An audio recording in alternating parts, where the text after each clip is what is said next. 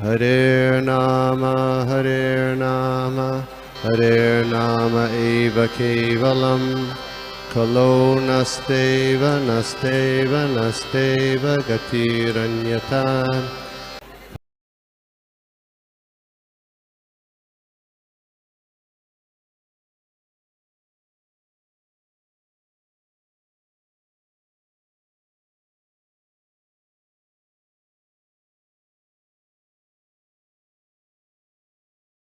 है 18वां अध्याय character of one in ecstatic love. तो ये जो भाव में जो है उनके क्या लक्षण हैं उनके बारे में अब बताया जा रहा है। अभी ऐसे कोई बोले कि मुझे बहुत ज्ञान है तो खाली उसके बोलने से नहीं होगा, हम उसके लक्षण से ये समझ जाते हैं कितना ज्ञानी है।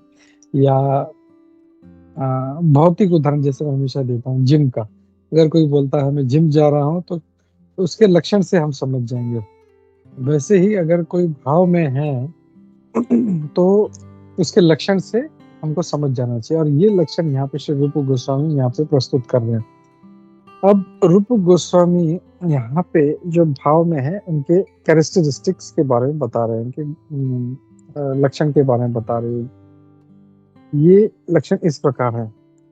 He is always anxious to utilize his time in devotion service of the Lord.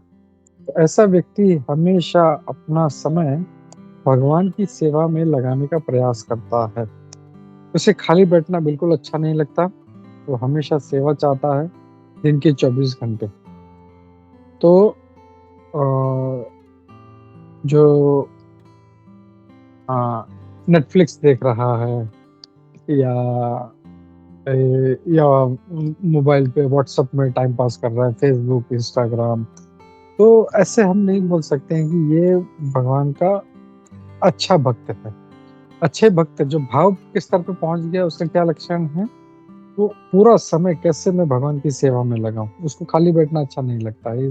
Always utilising, थोड़ा सा भी कुछ टाइम मिला, चलो अभी क्या सेवा करना है प्रभु, माता जी बताओ क्या करना।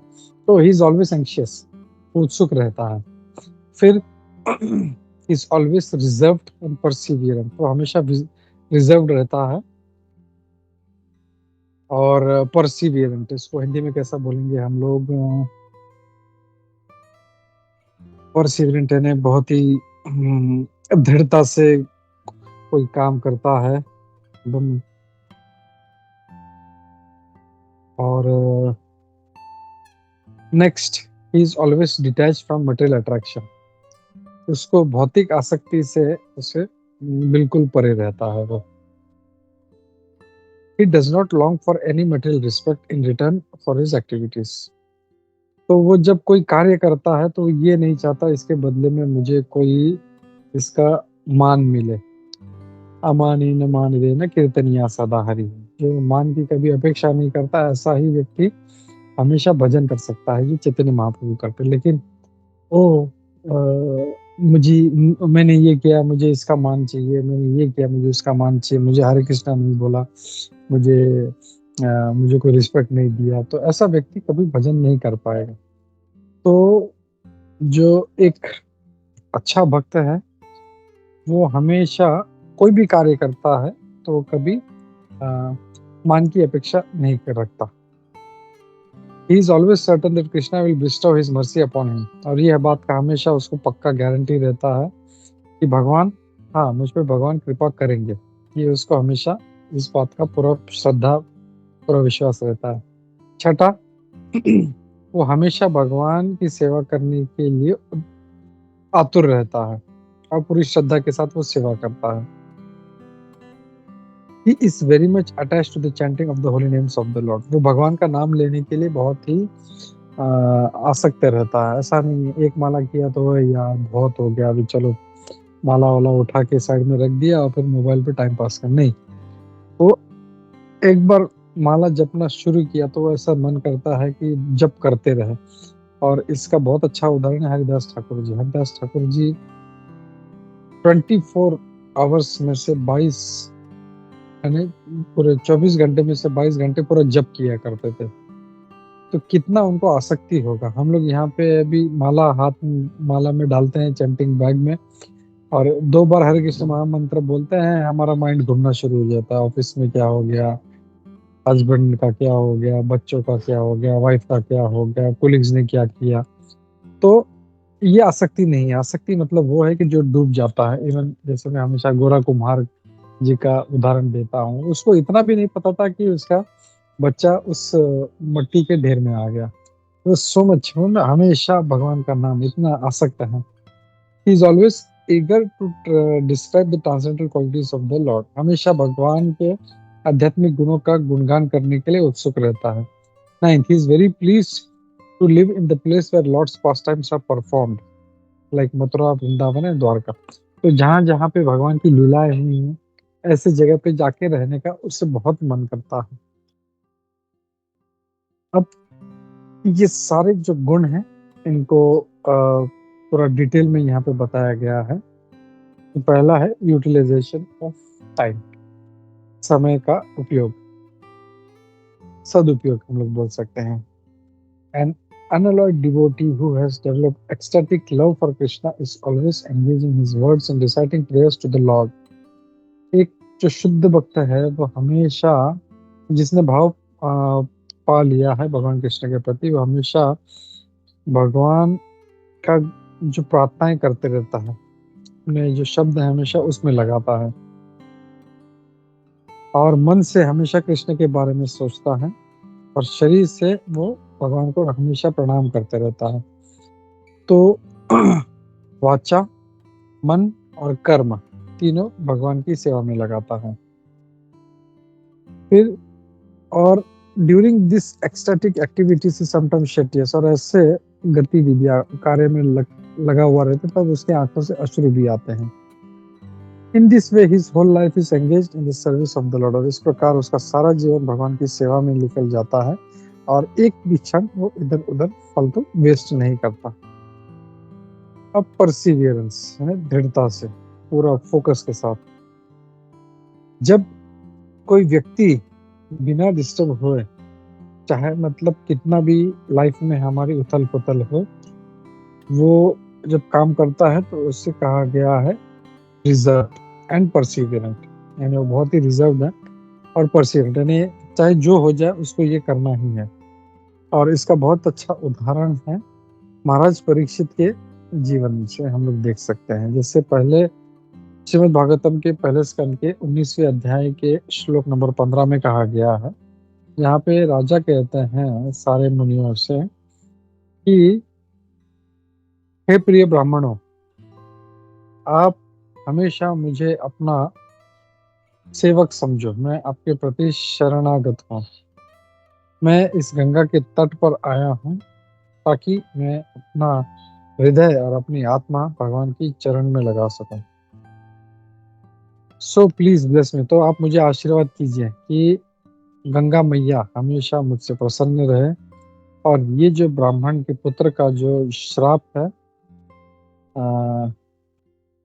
जब मुझ पे let the curse of the Brahmin son fall upon मी, भले ही ये श्राप मुझे लगने दो, मुझे इसकी कोई परवाह नहीं है। आई ओनली रिक्वेस्ट, मेरा सिर्फ यही प्रार्थना है कि मृत्यु के समय आप सब लोग जो हैं भगवान विष्णु का नाम का जप करेंगे, so that I may realize his turn. तो मतलब मेरी मृत्यु के समय आप लोग सब भगवान के नाम का जप कीजिए ताकि मैं ये उनके जो आध्यात्मिक गुणों को मैं उनका साक्षात्कार कर सकूं। तो यहाँ पे महाराज परीक्षित का वर्तन देखने को मिल रहा है कि वो कैसे वो मृत्यु की परवाह किए बिना, परसिवियरेंट ने, उनको पता है मृत्यु आने वाली है अभी, लेकिन फिर भी वो क्या कह रहे हैं कि आप लोग भगवान के नाम का जप करो। इधर हम लोग को थोड़ा सा एक छींक आती तो हम लोग डॉक्टर के पास भागते हैं, डॉक्टर साहब मैं बहुत बीमार हूँ, मुझे गोली दे दो, दवा दे दो। और यहाँ पे उनके सर पे मृत्यु खड़ी है, उनको पता है 7 दिन में होने वाली है, उनको कोई परवाह नहीं। फिर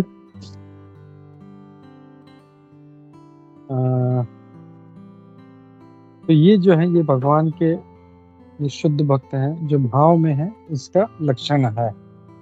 आई विल स्टॉप हियर। ये 2 गुणों के बाद अगले गुण हम लोग बाद में देखते हैं। Any questions, any comments, we will take that. Hare Krishna.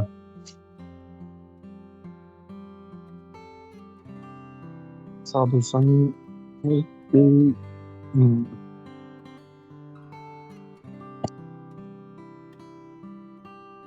Okay, कुछ नहीं है तो हम लोग रुकते हैं।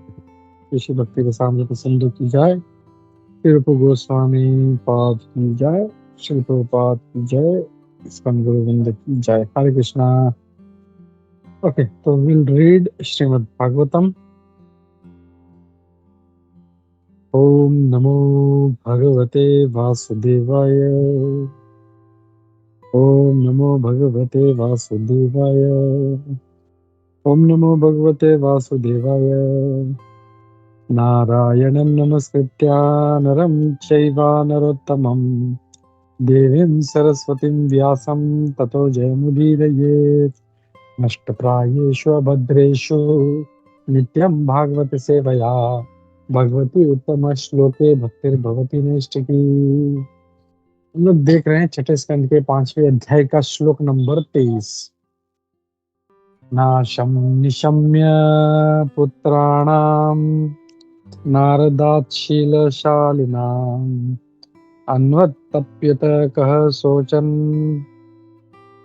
सुप्रजस्त्वं शुचां पदम्। और हर्यवश जो प्रजापति दक्ष के पुत्र थे, उन्होंने बहुत अच्छा वर्तन किया, बहुत अच्छे सुसंस्कारी पुत्र थे, लेकिन दुर्भाग्यवश नारद मुनि जी के उपदेश की वजह से वो अपने पिता के आज्ञा से वो डिविएटेड, यानी वो परिवर्तित हो गए। वो जब दक्ष ने ये खबर सुना, जो स्वयं नारद मुनि इनके पास लेके गए थे, तो वो बहुत दुख करने लगे, प्रजापति दक्ष।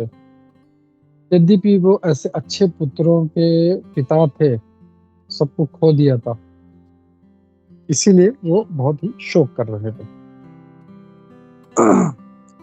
तो हम देख रहे हैं कि पहले कैसे जो पहला सेट था उनके पुत्रों का, उनको प्रजा का सृजन करने के लिए भेजा, तो नारद मुनि ने इंस्ट्रक्शंस देके उनको भक्त बना के भेज दिया।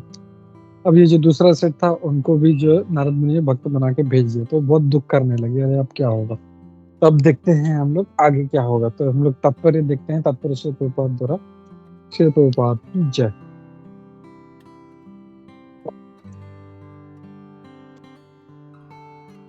तो हरि अश्व जो प्रजापति दक्ष के पुत्र थे, बहुत ही कल्चर्ड थे, सुसंस्कारी थे और बहुत ही एडवांस्ड थे।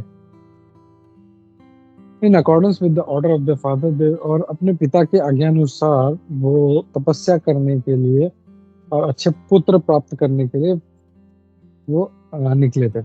लेकिन नारद मुनि जी ने इसका फायदा उठाकर, उनका अच्छा जो वर्तन था उसका फायदा उठाकर उनको इस भौतिक जगत में उनको फंसने नहीं दिया। उनका जो अच्छा बर्ताव था, उनका ज्ञान, उसको ये भौतिक क्लेश खत्म करने में उन्होंने लगा दिया।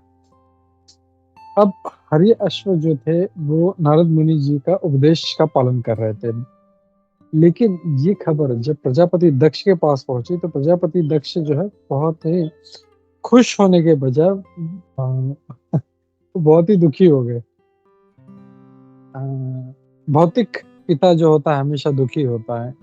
वो हमेशा चाहता है मेरा बच्चा बड़ा हो, पढ़ाई करे, पीएचडी करे, कम से कम 1,00,000-2,00,000 सैलरी मिले, ऐसा जॉब करे, शादी करे, बच्चे पैदा करे, और ऐसे सब भौतिक। लेकिन जो एक आध्यात्मिक पिता होता है, वो अपने पुत्र को भक्ति में आगे बढ़ता हुआ देखता है। वो देखता है कि इसका संसार में कोई मन नहीं है, तो ही इज वेरी हैप्पी। जिससे हम लोग देखें, प्रभुपाद जी के जो पिताजी थे, वो नहीं चाहते थे कि प्रभुपाद जी वो किसी भौतिक चीजों में पढ़े। उनको लंदन यूनिवर्सिटी के लिए भी उनको एडमिशन मिल रहा था, उनके पिताजी ने मना कर दिया, बोला नहीं, मेरा बेटा ये सब काम नहीं करेगा, वो लंदन में जाएगा तो पूरा बिगड़ जाएगा, वहाँ की संस्कृति में जो है पूरा जो खराब हो जाएगा, इसलिए। और भी ऐसे एक दो इंसिडेंट हमको देखने मिलते हैं जहाँ पे उनके पिताजी मना करते थे।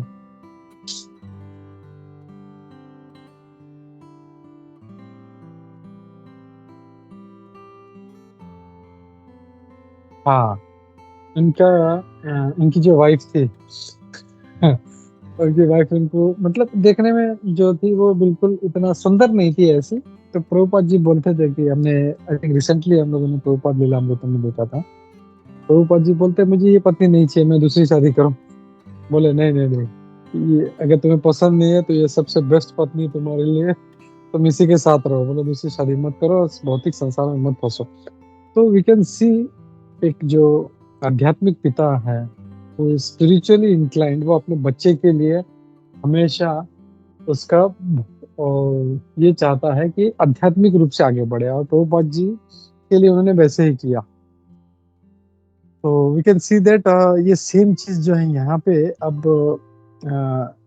जब नारद मुनि जी ने उनको सबको भेज दिया तो प्रजापति दक्ष जो थे वो भौतिक होने के कारण ही वॉज वेरी अनहैप्पी। तो यहाँ पे प्रभुपाद जी कह रहे हैं similarly we are trying to bring as many young man as possible to Krishna conscious movement for the ultimate benefit. Prabhupada ji कह रहे हैं कि हम लोग इस कृष्ण भावनामृत में जितने ज्यादा से ज्यादा हो सके यंग लोगों को हमने इसमें खींचने का प्रयास कर रहे हैं उनके फायदे के। लेकिन उनके पिता जो है वो जब ये युवा इसको ज्वाइन कर रही है तो वो बहुत दुख कर रहे हैं, बहुत ही शोक कर रहे हैं, और इसके खिलाफ हमारे आंदोलन के खिलाफ वो काउंटर प्रोपेगेंडा कर रहे हैं। प्रजापति दक्ष ऐसा कोई उन्होंने प्रोपेगेंडा नहीं किया नारद मुनि के खिलाफ, लेकिन हम देखेंगे कि दक्ष जो थे उन्होंने नारद मुनि जी को श्राप दिया। तो वी कैन सी अगर उन्होंने अच्छा किया उनके पुत्रों के लिए, लेकिन उसके लिए दक्ष प्रजापति ने नारद मुनि जी को श्राप दे दिया। इस अध्याय का नाम भी वही है, नारद मुनि जी को प्रजापति दक्ष के द्वारा श्राप। और this is the way of materialistic life. तो भौतिक जीवन का यही व्यथा है। एक भौतिक माता और पिता चाहते हैं कि उनके बच्चे सिर्फ जो है बच्चे पैदा करने में लग जाएं, अपना भौतिक और आर्थिक स्थिति सुधारे और इसी भौतिक जगत में सड़ते रहें। वो इस बात से दुखी नहीं है कि उनका बच्चा खराब हो रहा है, एक बेकार नागरिक बन रहा है, लेकिन वो जब कृष्ण कॉन्शियसनेस में आता है तो उससे बहुत दुखी हो जाते हैं। दिस एनिमोसिटी, ये जो उनकी शत्रुता है माता पिता और इस आंदोलन से, ये अभी से नहीं, ये टाइम इमेमोरियल यानी अनादिकाल से ये चल रहा है। हम देख रहे हैं ये प्रभुपाद जी इसको प्रजापति दक्ष और नारद मुनि जी के से कनेक्ट कर रहे हैं। नारद मुनि जी को भी धिक्कार आ गया तो बाकी लोगों की क्या बात करें। नेवरथलेस नारद मुनि never gives up his mission. लेकिन चाहे जो हो जाए, नारद मुनि जी को श्राप मिलने पर भी वो उन्होंने अपना मिशन छोड़ा नहीं। हम लोगों को कोई थोड़ा सा बोल देते तो अरे यार मैं ये काम नहीं करूंगा, तुम लोग करो, बस ये प्रभु ने मेरे को देखा नहीं, ये प्रभु ने मुझे हरे कृष्ण नहीं बोला, ये माता जी ने मुझे ये नहीं किया, मुझे वो नहीं किया, बस मुझे कुछ नहीं करना, आप लोग देखो मैं जा रहा हूँ यहाँ से। लेकिन हम यहाँ पे देख रहे हैं प्रभुपाद जी ने पूरा जीवन लगाने के बाद, इतना कुछ सहने के बाद में भी उन्होंने कभी नहीं छोड़ा मिशन और अपने गुरु की आज्ञा पर टिके रहे। वैसे नारद मुनि जी भी थे, उन्होंने भी कभी अपना मिशन छोड़ा नहीं, भले उनको श्राप मिला लेकिन अपना मिशन उन्हें छोड़ा नहीं। तो डिलीवर उनका मिशन क्या था, पापियों को जितना से जितना हो सके इस भौतिक जगत से निकाले। और वो अपनी वीणा पर हमेशा ये जो हरे कृष्ण महामंत्र है आध्यात्मिक, हरे कृष्णा कृष्ण कृष्ण हरे हरे, हरे राम राम राम हरे हरे, इसको गाते रहते थे। Hare Krishna. Any questions any comments? Hare Krishna. Hare Krishna नहीं है तो हम लोग कृष्णा बुक पढ़ते हैं, छोटा सा पैराग्राफ और फिर प्रेयर्स लेते हैं। हरे कृष्णा।